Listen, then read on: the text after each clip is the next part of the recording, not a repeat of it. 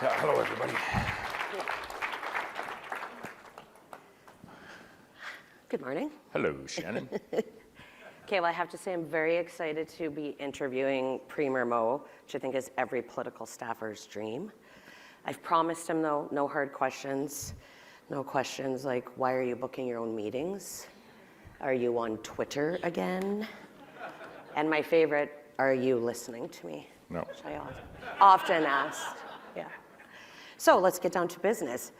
Premier, congratulations on a very, very successful election win in the fall. You led your party to an historic fifth-term majority government win. 53% of the popular vote. Can you shed some light on how meaningful that win was, especially in our current political landscape where it has been tough for incumbent governments? Extremely tough. And even in that election, we had our municipal elections at the very same time, and every city changed their mayors out. Wherever there was an election in a city, there was a change as well. I think we saw something like north of 80% of incumbent governments around the world last fall were subject to the winds of change that were blowing and blowing quite hard. They need to blow a little harder here in the next 2.5 weeks as well. But I would say there's challenges for incumbent governments, and in particular, governments that are, attempting to be what, traditionally been called large party governments, which ours certainly has been over the last decade and a half. Where we came together about 25, 28 years ago now as a Saskatchewan party government, it was really a realization of, the commonality that we had. We knew there was differences between some of the founding members and the early members of the party, but we were willing to accept those differences and join where we could on the 85 or 90% of things that we agreed on. Today's environment is a little bit more focused on those differences as opposed to all the commonalities that we have, and so it is challenging for those big tent governments as we look ahead in the short term and the medium term. And I think there's something in that conversation for each of us to remember. But in saying that, we were able to find our way through on a campaign that was focused on affordability, follow up with some investments due to the strength of our economy in healthcare and in education that were very much needed, and we're delivering on those as we find our way into the spring budget. So very, very happy to represent the citizens of Saskatchewan for a fifth consecutive term. Excellent. Halfway to when we regroup and go again. Yes. So Saskatchewan has always tended to fly under the radar. Mm-hmm. We're often overshadowed by our larger neighbors in Canada, but have remained such a quiet economic powerhouse at the same time. What do you attribute that success to? Why is Saskatchewan such a great province? Well, first on flying under the radar, I think that's really the persona of Saskatchewan people. They're humble, get it done, very pragmatic, logical people. Often, one, maybe two generations from the farm, so to speak, if I could use that term. And so I don't think it's in just the culture of Saskatchewan to be, out in front looking for accolades in whatever they do. Why is Saskatchewan, in my opinion, very much part of not only Canada, North America, and the world's future as we look ahead? It's because of the resources that we have in our province. They're not nice to have resources. They're actually providing food security, which we all too often take for granted in the Western world, energy security to not only us, but all of our trading partners around the world, and they very much are intertwining with other provinces and states in North America on ensuring that we have manufacturing security, so that we have the vehicles and all the manufactured goods that we have, and now you see the tech sector and everything coming in to support all of those. And so the resources have always been there. Why I think, and I'm bullish, so bullish on Saskatchewan's future, is we now have a government in place elected by the people, and a change in attitude of the people as to what we're going to do with those resources. They're no longer going to be in the ground saved for a later day. We're not interested in leaving oil in the ground. We're not interested in leaving our potash in the ground or uranium. We want to develop it. And not only do we want to develop, we want to actually add value to that product before we send it to folks, and we want to then become part of that supply chain. And that's the growth-focused agenda that I think I know the Saskatchewan Party has brought to the province under Premier Wall in our successful election in 2007. And it's really a change of culture and a change of who we are as a province. We're a growing province. We're growing in our economy. Our exports have tripled in the last decade and a half, over tripled, and are likely going to go up one more time in the near future. Our population is increasing for the first time in 70 years. Post-World War II, in 1946, Saskatchewan had 2,000 more people than Alberta. So then we went into 70 years of the 70 lost years, I call them. They were governed by what started with the CCF and the NDP. And I apologize to anyone if I'm too political. I think you'll be okay here. And in 2007, and even prior to that, the attitude the attitude of Saskatchewan people shifted, which is why I think there was a shift in government. We're still humble in what we do, but we are no longer looking for more of the same when we look 3 and 5 years ahead. We're looking for growth of our industries, opportunities for our children, all of those things that many other places in Canada have enjoyed, and I would say at times take for granted, and don't ever take it for granted. I'll just share a quick story of a friend of mine, a colleague, was Gene Mikowski, who played 17 years with our beloved Saskatchewan Roughriders and was an elected member of our government and served as a minister. He'd always go play in Calgary, and Calgary was often talked about being a home game for the Saskatchewan Roughriders because so many of our kids, my age, had moved to Alberta. Through those lost years that I spoke of. And all of them are Rider fans, and they'd go to McCawn Stadium and cheer on the Riders when they were playing the Calgary Stampeders. Everybody was somewhat proud of that. You have a Rough Rider home game in Calgary. It's kind of a cool thing. Gene hated it. Hated it. Because he thought every one of those people in a Rough Rider jersey should have had an opportunity to stay in Saskatchewan. And that's why Gene was part of a government that is doing everything that we can to provide that opportunity today. Yeah. So I'd like to talk about tariffs. It's obviously a hot topic right now and a major concern.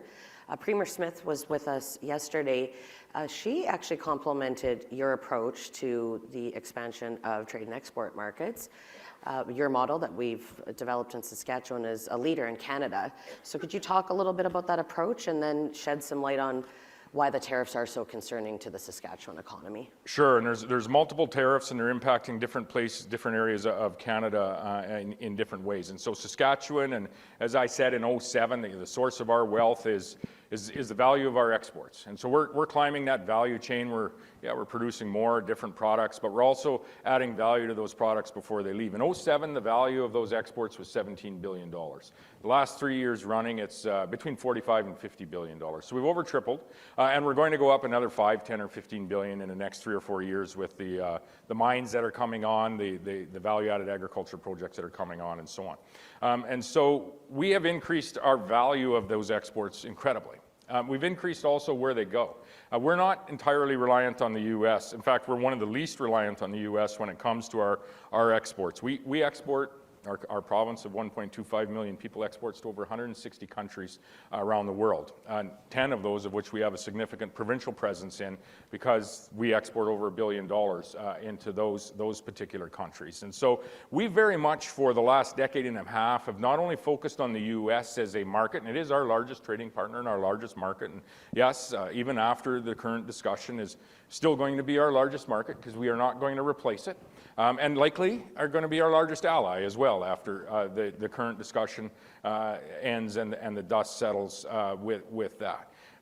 So we aren't going to replace that, but as we grow our value of our Saskatchewan Canadian economy, we do need to look at how we diversify that economy, and we have been doing that for a year and a half. It takes work, and it takes effort, and at times it takes investment. And so if there's one of the, and I have a few, but one of the issues that I have with how our federal government has engaged internationally over the last 8 or 9 years is when you're looking to have an ongoing trade relationship, and we are as a province, you need to take care of the relationship, and if you do, the trade will take care of itself.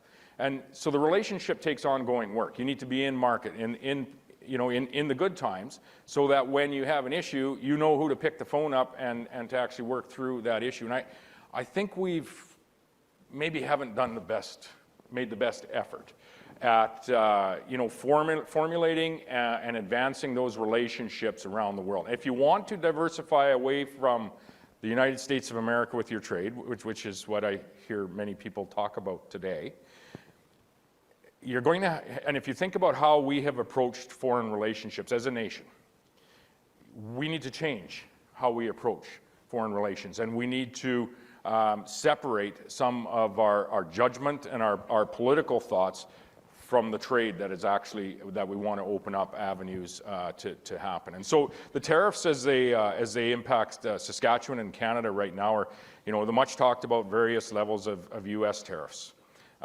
which impact different Canadian industries a little bit differently. We in Saskatchewan, the most urgent tariff that we're facing is the Chinese tariff on canola and peas. Yes. Have a tremendous impact on our $20 billion agriculture industry in our province, and it's a very urgent and immediate impact as it's in place here today.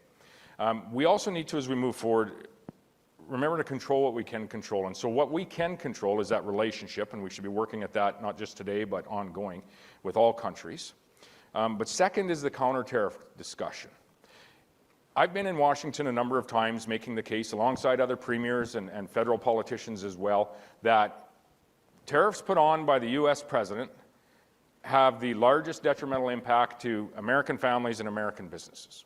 If we can agree on that, then by that very same argument and extension, any counter-tariffs put on by the Canadian government would have the largest negative impact on Canadian families and Canadian businesses. And so we have been very apprehensive, even with respect to very targeted tariffs that are in place today. And we should be very careful, and we would not be supportive of expanding that to dollar-for-dollar tariffs or anything of that nature because of the impact that would have on our own industry, our own families that we represent in Saskatchewan, but across Canada. And so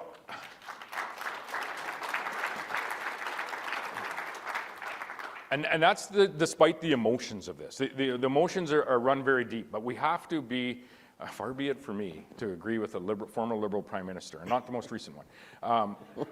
Not ready for that yet. Too soon, too soon. But I think it was Jean Chrétien that said, you can't be smart if you're angry.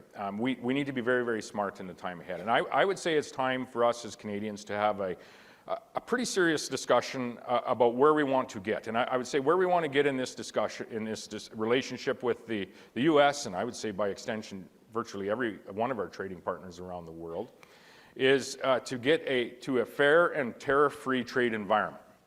I would say in the not too distant future that we as Canadians are going to have to consider leading into that environment, and uninstigated start looking at dropping some of the counter tariffs that we have, and leading not only the American administration, but probably leading other administrations into that more positive environment. For us as an exporting province, that's a good environment, and the environment that we aspire to. And I would say the same should hold true for us as an exporting nation. Well, speaking of the current federal Liberal government, a few areas I don't think that you agree with them on, but you served as Saskatchewan's Environment Minister twice. So for those that don't know, environmental policy shop talk is Premier Moe's thing. He knows it inside and out. So can you shed some light on what Saskatchewan's concerns have been with the majority of this federal government's environmental policies? Why do policies matter? Oh, goodness, do they matter. The Ministry of Environments, whether they be provincial or federal, really are the regulators of the economy in many ways. In particular, in provinces like Saskatchewan, where natural resources, agriculture, mining, oil and gas, helium, lithium, rare earth minerals, all of those, forestry, those are really the base level industries that are creating wealth in our province. They're being added to by the tech sector, manufacturing to service those sectors, and thereby exporting to similar sectors around the world. So it's really, and when you look across Canada, there's differences, but the Ministry of Environment is always involved. And so we've taken great issue, like starting with the carbon tax, and we've been against that since long before it was cool. Yeah. Day one. And after, we can tell all sorts of stories of phone calls on a certain day, just over 8 years ago, I believe, now 9 maybe, No. when it was first introduced on April Fool's Day, if you can believe it. But it's almost finished. In fact, we've removed the industrial carbon tax from Saskatchewan, so we're carbon tax free there now. And we need to keep pushing in that space, because there is no tax that has been introduced that I've seen that has been more harmful to how we create wealth and more harmful to what we do, not only in Saskatchewan, but as a nation. You know, why would you restrict the most sustainable products that you can find on Earth from being produced, so that you can go and find, you know, much dirtier products and unethical products in many cases from around the world? And it doesn't matter whether it's cars, whether it's jets, whether it's potash from Saskatchewan, whether it's agriculture food. It's all the same with that terrible, terrible tax on Canadian families at the end of the day. And you add to that, you know, regulatory bills like, you know, Bill C-69. You know, I listened today with great intent as we talk. I hear the Federal Liberal Party talking about, you know, one project, one review. Well, that's good as long as it's our review. Because in the same breath, they're saying, well, we're not going to change Bill C-69. Well, we've got a problem here now. Is if you're not going to change the legislation that's in place, and you're saying one project, one review, well, that's a zero change from where we are now. We need to do better than that. I would say we need to do better than that as Canadians, not just as a Liberal Party of Canada. We need to do better as Canadians. So those are a few examples, but there's others that go with it. So that's the regulatory regime, much of that coming with an environmental focus.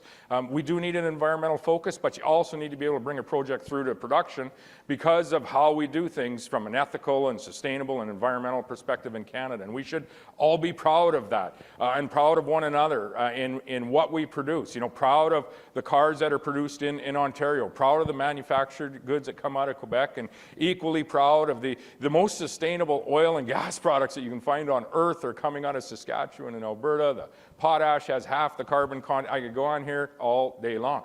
You get the point, is we should be proud of one another in not only what we produce, but in how we produce it and where we ship it and how we provide that food and energy security around the world. Second to that is the global investment in relationships has faltered. So now we have a faulty regulatory regime where we can't actually bring some of the most sustainable products online, and then coming right behind that is we have let our international relations falter to the point that if we could produce them, we actually couldn't get them anywhere.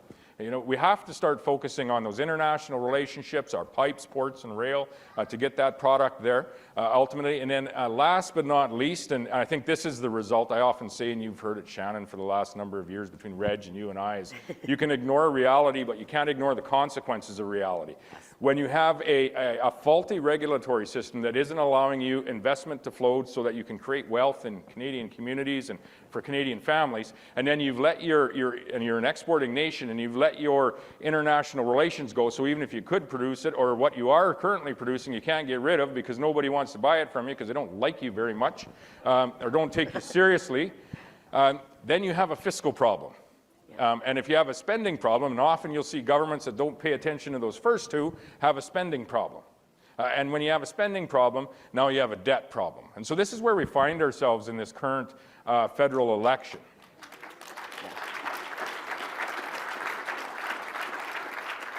And I understand we're having a very serious and chaotic conversation with our largest trading partner and our, you know, the country that has traditionally been our greatest ally.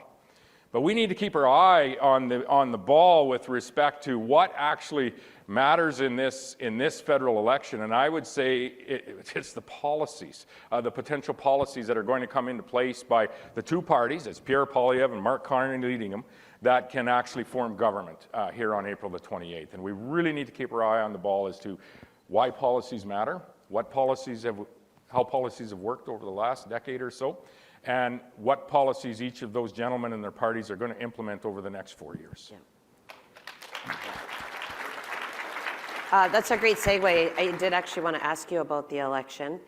Do you see any parallels between the election Canadians are facing today and the 2007 Saskatchewan Party win?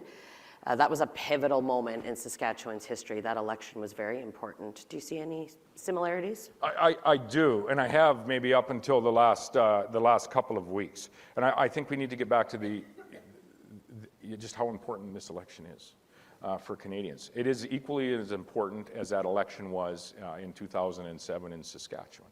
And what I saw in Canadian people was a shift in their mindset with respect to where they want their community, their province, and their nation to go over the next 4 years. Now that's been absolutely, that whole conversation has changed due to the conversation around American tariffs and whatever the president is going to say the next morning.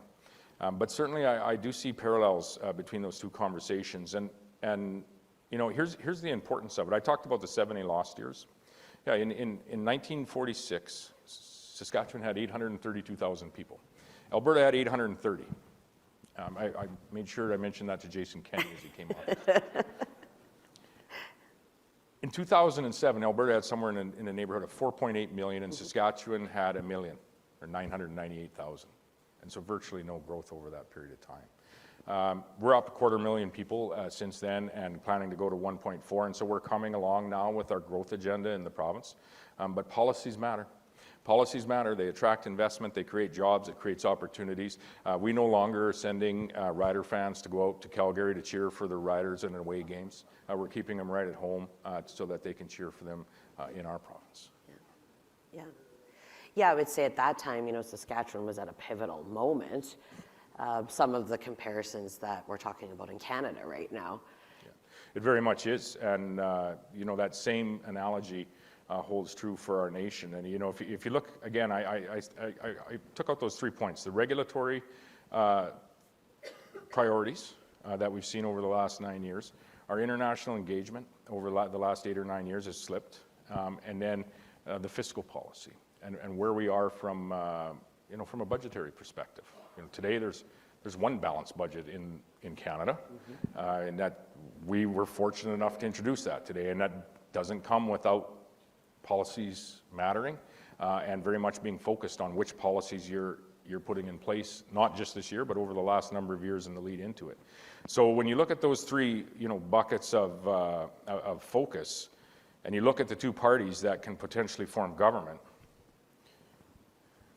and you look at where Canadians were 2 months ago, it's pretty clear who should win this election. Yes, absolutely.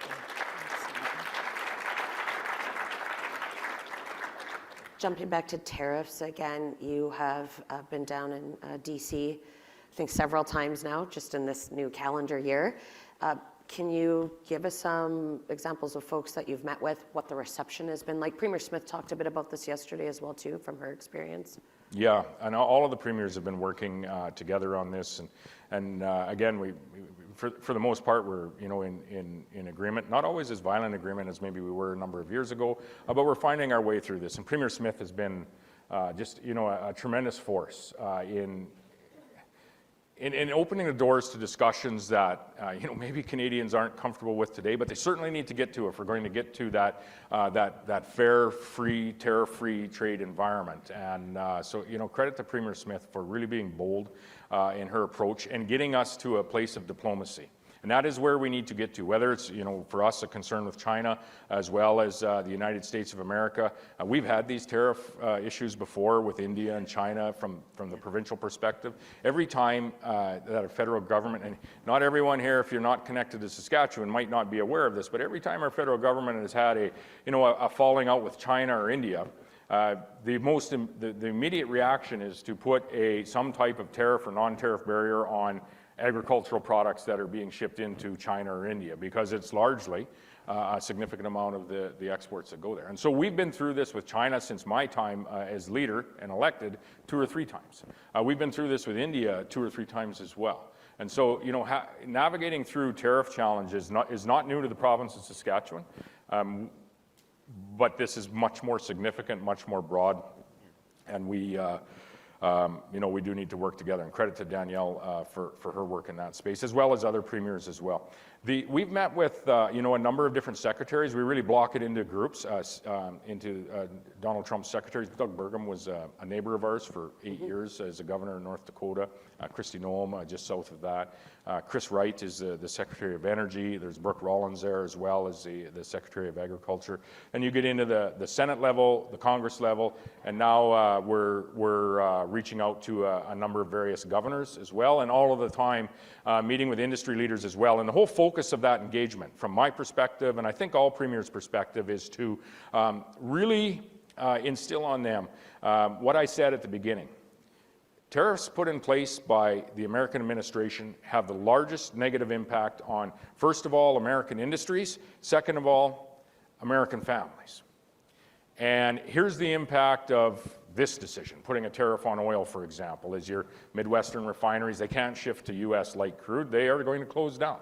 Here's the impact of putting a tariff on potash, is your agricultural producers are going to pay a whole heck of a lot more and not actually put it on, which will diminish their yields and make them less productive. You can't get it from anywhere else in the world into that area, and why would you want to when the next largest producer is a place like Russia? So, you really have to have everyone as educated as you can, so that when there's one gentleman making a decision, and when he makes a decision, somebody's in the room and says, well, we can't really do that because of these impacts. And we find this is what we did 5-6 years ago, as we found our way through a USMCA and steel and aluminum tariffs. At that time, we had uranium tariffs that were in play as well, which the rest of Canada isn't really impacted by that, but Saskatchewan most certainly is. And so we've, that's been our approach. That's been other premiers' approach, and it does work, but it's hard, tedious work, and you have to get in front of many people as possible. And I would say this, despite all of the conversation that's happening, I am very confident that we are going to find our way through this discussion, and I'm very confident that in some ways it is going to make Canada much, much stronger. We're going to be looking a little bit more resilient, I think, at what we do. I would hope that we're going to make some more significant investments in our own security, in particular when it comes to securing our Arctic, but ultimately securing our nation and being a full partner in ensuring that we do have a secure continent of North America. Okay, one last question for you, and then we'll wrap up. Easy one. We're going to move to sports. Right. Everyone knows you are a die-hard Edmonton Oilers fan. Yeah, I was going to get drafted, but That is not true. no, it is. That is not true. I have checked that. The scouts missed me. Did they? So, die-hard Oilers fan, almost playoffs. How does it make you feel to know Mark Carney is also an Oilers fan?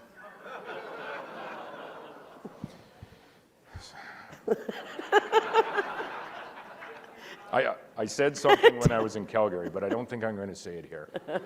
I would just close with this.